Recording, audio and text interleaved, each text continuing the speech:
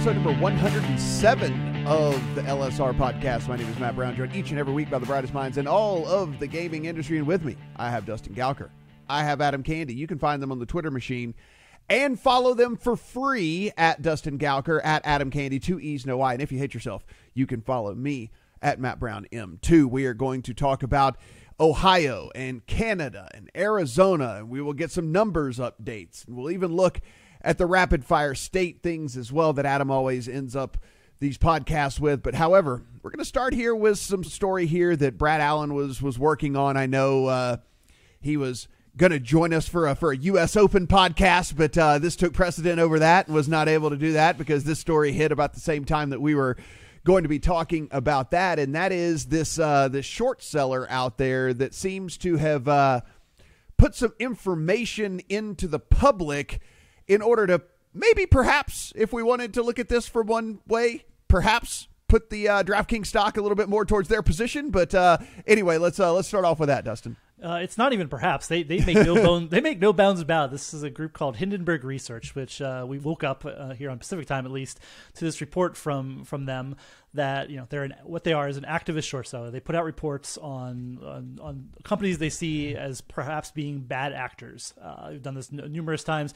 They take short positions on these companies in the hopes of that the report and what they've uncovered and released to the public, makes their short position then profitable. So we see this week come out with DraftKings, this big report about how DraftKings, we all know, I think here, at least people who listen to the industry and follow it, that they, as part of their reverse merger to go public, they bought SB Tech. And not sure how you'd classify the revelations in here, but they make a lot of accusations about what SB Tech is doing in terms of working in gray and black markets and how they kind of siphoned off what's considered black market operations to be more clean and white label for DraftKings. So I'll say this, there's two takeaways from this. That one, DraftKings stock price initially went way down. It's almost back to what it was at the start of the week before this report came out. So, the short position, whether it depends on the time frame on that short position, may or may not have worked. They might even be, by the time Friday closes, DraftKings could be up on the week.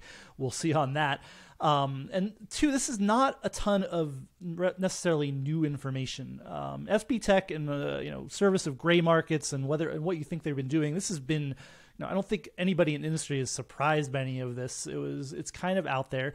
SB Tech is a company before it was owned by DraftKings that's been licensed in lots of places, including not through DraftKings, just on its own to provide tech stacks for people. UK, New Jersey, several other places. Now, there's no doubt that there's been some gray market activity. So all of this is, this is the takeaway from Brad Allen. You can take it for what it's worth. This is all this a much ado about nothing. Like if there's something that comes out of this is if somebody gets cold feet out of this. I'd like to talk about Oregon. SB Tech is the supplier of the Oregon Scoreboard sportsbook app here.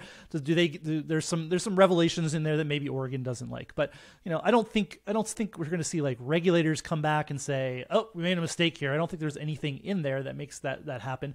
And the other part is do like partners like the leagues themselves that have been working with DraftKings, do they get cold feet out of this? I don't know if I see any of that happening. If anybody's done any of the due diligence on DraftKings and SB Tech, I don't think anything here is a revelation necessarily. It's not great what SB Tech has done in its past necessarily, or what it's even continuing to do on this other corporation that serves other markets. But I don't know. This is it apparently is not going to have the effect that they hoped, at least in the short term. Adam, that's basically kind of what I got from it as well. I mean, I even talked to a couple of other people in the industry, and their response was kind of like shoulder shrug emoji, right? Like it was kind of like, I mean, anyone who did any sort of due diligence at all whenever they were going through the process of whether they wanted to partner with DraftKings or whether they wanted to partner with SB Tech or whether they wanted to move on with whatever it might be, some sort of sponsorship deal or some sort of, partnership deal from that aspect as well. Probably already knows all of this, or should have at least anyway known all of this, because that's what the whole due diligence process is all about. It's not like these people got this super secret information or something that wasn't able to be found out. So a couple of the people that I talked to were just kind of like, I don't really understand what the big deal is here. This is a nuanced story that I think requires going back a couple of years to when DraftKings and SB Tech, especially SB Tech, was first getting into Oregon, right? Into Oregon in terms of operating sports betting. I'll pull back the curtain a little bit for some folks and say that it was almost 2 years exactly where one of the competitors of SB Tech was calling Dustin and I breathlessly, trying to push all of this information, the same information that we're talking about right now, that's been out there for a long time. And that competitor wanted us to report on SB Tech being in Iran and wanted us to report on all of these gray market activities. And in doing our due diligence, we checked out all of the information that they sent us. And quite frankly, there wasn't enough for us to be writing sourced stories about this. I'm not saying it's untrue. Obviously, what this Hindenburg report has done is shown that there is evidence of some of these activities. Where I think it gets interesting is in that report where it talks about them spinning off some of that business, DraftKings and SB Tech, into a separate company. Because in a way, whether SB Tech wants to call it gray market or not, if there's that tacit acknowledgement by spinning it off into a separate company that something might not hold water here, then is it the sort of thing that invites a regulator to take another look at it? Now, that's to assume that the regulator hasn't already seen it, because as Dustin mentioned, these companies have been licensed in multiple jurisdictions. So, I actually went to our old buddy from this podcast, Eric Ramsey, who covered all of that SB Tech situation in Oregon. He was the one putting in public records requests to find out the background of the contract with SB Tech and the Oregon Lottery. And I said to him, tell me if I'm wrong here, but I feel like this is all stuff we've known. This is all stuff that's been out there in the sphere one way or another. And he said, you know what, man, that was largely my reaction. Like, largely I looked at it and said, yeah, there's not a lot that's new here. So I don't know. Did Hindenburg accomplish its purpose that is apparently clear by its name of blowing everything up and setting it on fire? I don't know. I don't think so. Yeah, it is. Again, I don't have the contacts that you guys do, but the people that I did talk to were saying that it didn't seem like it was much of anything to them. People who are in the industry even still and might even be competitors to a DraftKings and said, yeah, they still don't think that it's anything. So, if a competitor out there is saying like, yeah, I don't really think there's anything to the story, then probably not much to it. But if you want to read the full breakdown of all this and everything and Brad's take on everything, be sure and head to legalsportsreport.com. Of course, subscribe, rate, and review to the podcast and all the places that you listen to your podcast, whether that be Apple, Google, Stitcher, Spotify, wherever it might be. We really do appreciate you guys going in and subscribe, rating, and review. I have one more footnote before we move on from this topic, because it's one of the best sentences I've read in our space. It was at the Boston Globe. So part of what happened was when the Hindenburg, there's people who on the Reddit machine who don't like Hindenburg and people trying to short sell people. So there are people actively trying to buy the stock to stop this from happening. So on Tuesday, this is a quote from the Boston Globe story. On Tuesday, the most popular comments on the site about DraftKings suggested buying the stock because the company's ticker symbol, DKNG, reminded people of the video game Donkey Kong. That's a sentence that somebody wrote, and it's apparently true in the world that helped DraftKings retain its How is share it that this company went public in April of 2020? I've been staring at that symbol for almost a year and a half and never thought of that. I also have never thought of that, but this also lets you know where we sit right now. Why we say every single time whenever we talk about this stuff, like, do not take any of our stonk advice for anything other than us just talking, because, yeah, I mean, you can make things go up and down and all these, because apparently maybe something even reminds you of Donkey Kong. And so that is, so professional, guys. This is exactly how we do business around here. Let's talk about Ohio, Adam, and this is a bit of a bummer. So there's good news and there's bad news. And in Ohio, the fact that something actually happened is the real news. The good news is that the Ohio Senate overwhelmingly passed its sports betting bill, moving it over to the House and keeping the process moving there in Ohio, which frankly has been about a 2-year process to get to even having a bill go this far. What we did see as bad news, though, is that the start date was pushed back on Ohio sports betting until at least April of 2022. And so they are taking a very slow, cautious approach to what they believe is going to take time to not only finish their bill, but to also get regulations and applications all set up. Are they right?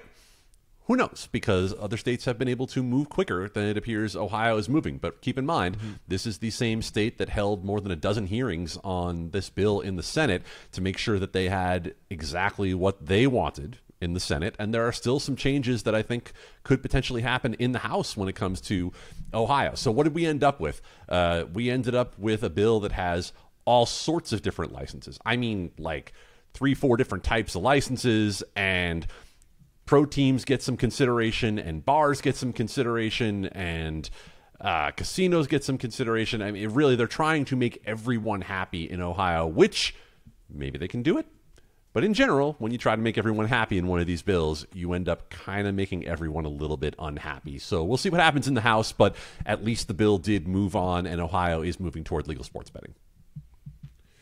And Dustin, from what we've seen from, let's say, Tennessee, from Michigan, from Illinois, when they did have remote registration and things like that, Ohio could be a fairly major player here when all things are considered. One, just from not only from a population standpoint, but again, we kind of look, and when you look at the college market, Ohio State, obviously one of the perennial powerhouses in college sports, and then you also have some really diehard fans. Maybe the teams aren't so great, though. I'm a big Browns backer this year, big time on the Browns. But lots of sports teams there as well for them to back. Yeah, I mean, Ohio, you look at there's some problems with the legislation. Not everybody's happy with it. They're another one of these states that seems to be trying to reinvent the wheel and how they do it. But there will be a lot of online brands. There are a lot of people. Ohio will be a successful market if and when they get this bill passed and things going, possibly next year if it happens that in that time frame. So yeah, Ohio, big market, going to be a successful one, even if they try to mess it up. So let's head north of the border yet again, and we'll check in with our friends up there in Canada. Shout out to Julian. Dustin, what's going on in Canada? We have, I don't know, I feel like every week we should have like the Canada meter. It varies every week. We're kind of, I'd say, trending towards optimistic right now in Canada. People are saying the right things yet again, that sports betting is going to move forward. It could come up in the Senate like really anytime. This could become outdated. It's another one of those that could become outdated even as we're talking on the podcast. I know they're in session today. The Parliament's in session today. They might be talking about sports betting today, but it's in front of the full Senate now. It can be voted on and moved on. They have short time to do this right now, but so we're still talking about it. But this went from slam dunk to less than a coin flip to now we're optimistic. It's hard to handicap what's going on. And again, we don't know. We're not, we cover a lot of this stuff, but we're not privy to the backroom machinations of the Canadian Parliament right now. And it's a little difficult to handicap, but people are, the sponsor is optimistic. So, and again, this is, if this happens, this allows provinces to start legalizing single game wagering, which we know several provinces will be doing in short order if this bill passes. Adam, we had Arizona feel like it kind of came out of nowhere within 30 seconds of the announcements. We already had sports betting partnerships and sports books being constructed in the state within the thing getting done. Where do we sit right now as far as when the people might actually get going down there in Arizona? Manifest Destiny continues here, Matt, as Arizona continues to move right along toward its planned September 9th launch. They now have made their rules public for review. There's a link actually on the Arizona Department of Gaming website you can go to offer your comment. There are 4 areas they're reviewing. They're looking at the license structure. They're looking at the fees. But here's my favorite part. They want to call the taxes something else because certain states of certain political persuasions don't want to think that they're raising someone's taxes. Look. The whole idea is you're taxing it, okay? So call it a privilege fee if you want. You're talking about that you're looking at the tax rate. So it still has to be decided in Arizona. That will be the subject of a lot of public discussion as to what the privilege fees will be. It's the tax rate on GGR that you see everywhere else. But go ahead, Arizona. Find another way to try to reinvent the wheel so you can look politically better. Stop it. It's ridiculous, okay? Stop talking about privilege fees. Okay, I'm done with that.